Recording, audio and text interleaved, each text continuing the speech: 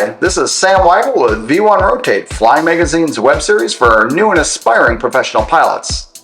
This week's episode is something a little different, a sort of potpourri of various topics. 3 of these are follow-ups of previous V1Rotate installments, and then I'll answer an interesting question that I've been asked several times. In the February 17th episode of V1Rotate, I told you all about the hangar and apartment that my wife and I had been building on a private grass strip near Seattle, and showed you the progress we had made up until then. Well, I'm very happy to say we have since finished that phase of the project and have been living up here at the Airstrip since early July. Come with me and I'll show you everything we've done to the place since you last saw it. The hangar is now stained and we have a 44 by 15 foot higher power hydraulic door. I'll show you more of that later. We have a nice concrete apron and patio. I've done quite a bit of reprofiling of the yard. I put in several county mandated stormwater dispersion trenches, and we had our first go at planting grass. It was a really dry summer, and despite our best efforts at watering, the lawn came in rather patchy.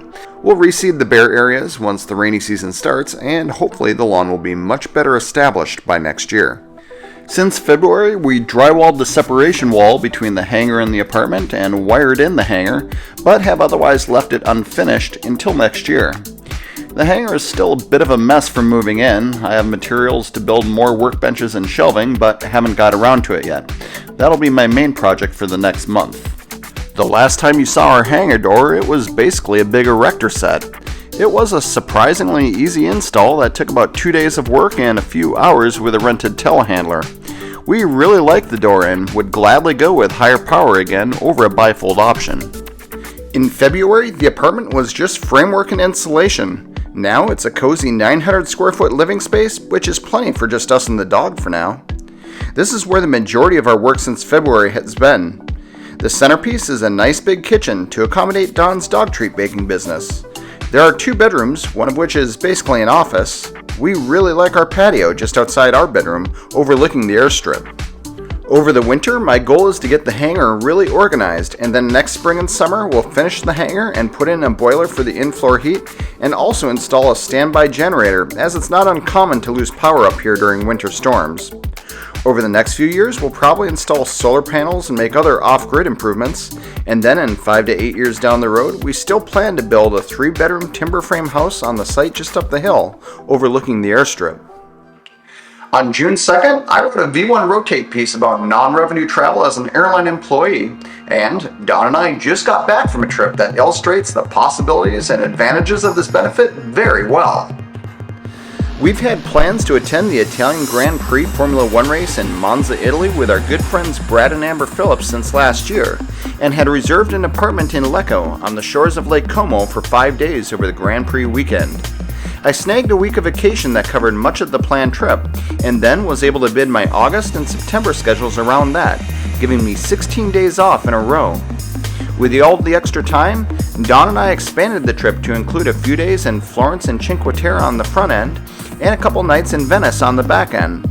This flexibility to change plans is one of the main benefits of non-revenue travel, as opposed to traveling on positive space tickets. My airline flies into Milan, but you have to go through Atlanta or New York, and the timing didn't work out for when we were able to leave on the evening of August 26th. Instead, we plan to fly to Amsterdam and then use a Z fare to non-rev on KLM to Pisa or Florence from there. Fortunately, there was a 6:20 p.m. flight from Seattle to Amsterdam with plenty of seats open, though first class nearly filled up at the last minute. Don still got first class, while I made use of my sleep anywhere skills in an economy plus seat. In Amsterdam, we experienced a first in many years of intra-Europe non-revving. We didn't get on a flight. In our experience, this is rare because European airlines rarely overbook. EU regulations provide fairly high compensation for involuntary denied boardings. But in our case, a previous flight on another airline in Florence had canceled, and many of those passengers got rebooked on our KLM flight. We didn't get out. We did, however, get on the very next flight, only 2 hours later. Florence and Cinque Terre were great, as was Lake Como, and we really enjoyed our time with our friends. We had great seats for a rather good Italian Grand Prix, one of the better F1 races of this season, and the atmosphere among the tifosi was fantastic. And then we road tripped to Venice. It was my third time visiting this crowded, expensive, over-touristed city, and yet Venice never fails to tug at my heartstrings. It's a very special place, and I really enjoyed sharing it with Dawn and our friends for the first time. Even though Brad works for an airline, he and Amber were on paid tickets out of Zurich and weren't able to change their flights without expensive fees, so they had only one night in Venice before they had to drive across the Alps. Dawn and I decided to change our plans and go with them. Again, the flexibility to change plans on a whim is one of the really great things about non-revving. On September 6th, Dawn and I got on a fairly empty KLM flight from Zurich to Amsterdam, and then we both got first-class seats on my airline from Amsterdam to Seattle. We arrived home after a nearly 10-hour flight feeling relaxed and refreshed. So we just passed 1 year of ownership in our 1946 Stinson 108, and it passed its first annual inspection as well. I'm glad to report there were only minor items that needed correcting. Now, shortly after the annual, I did notice that a finishing tape was lifting off the left wing spar, which is non-structural but still needed correcting. I had to take it down to bare fabric in those areas, re-glue the tape, and build the finish back up. That was time-consuming, but not terribly hard. I found the polyfiber system pretty easy to work with. Over the first year, I flew the Stinson only about 60 hours, or 5 hours a month. Back when we owned our Piper Pacer, we planned to fly that 10 hours a month, budgeted for it, and actually achieved it, albeit with some pretty big cross-country trips that upped the average.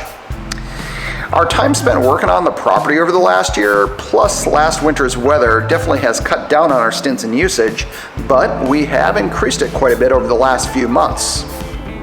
In our first year of ownership, we've taken our plane around the San Juan Islands to Palace State's Public Beach Airport, to grass strips in the Cascades, and airplane camping with friends. What we haven't done, though, is take it further than about 120 miles from its home base. Partially this is due to our busy schedule, but it's also I've been a bit hesitant while the airplane and the engine are so new after a major rebuild. I've been kind of waiting for issues to crop up, like the finishing tape, and I didn't want to be too far from home when they did. Now that the plane has proved itself a bit more, though, we do plan to take it on some adventures further afield in the coming year.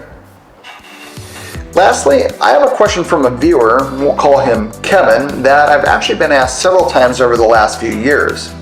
I've already responded to him privately, but I think it's also worth addressing here. Sam, what are your thoughts about attitudes towards tattoos in aviation and the airlines? I have quite a few, including a full sleeve, though I don't think the rest would be noticeable in a typical pilot uniform. Is it common to see pilots with tattoos? Do they make it harder to get hired? A few things here.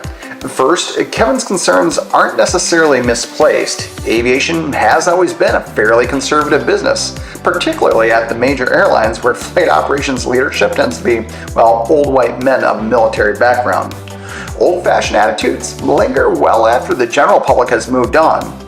Tattoos are pretty mainstream in the US these days, and I do think aviation is moving in that direction, but it's not quite there yet.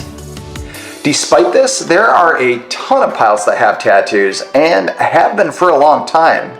For starters, pretty much every US Marine Corps aviator has them, a lot of Navy pilots as well, and they've never had problems finding work. Many employers used to ask on their job application whether you had tattoos, but I haven't heard of that in a long time. Now, you're going to dress pretty conservatively for any job interview, including a long-sleeve dress shirt. So unless you have tattoos on your hands, neck, or face, prospective employers generally aren't even going to realize that you have them. These days, I don't think tats are going to keep you from getting hired at most places. Now, that said, once you're hired, most airlines and many other employers still have policies in place requiring that you cover tattoos while on duty. If you have a half or full sleeve tattoo, or really any on the forearms, that's going to mean wearing long sleeve uniform shirts. Now, that's kind of a pain, especially in warmer climates, but I would say 10 to 15% of airline pilots do wear long sleeves, so it's not that rare. I will say that, at my airline at least, enforcement of the tattoo policy seems to have become less strict in recent years.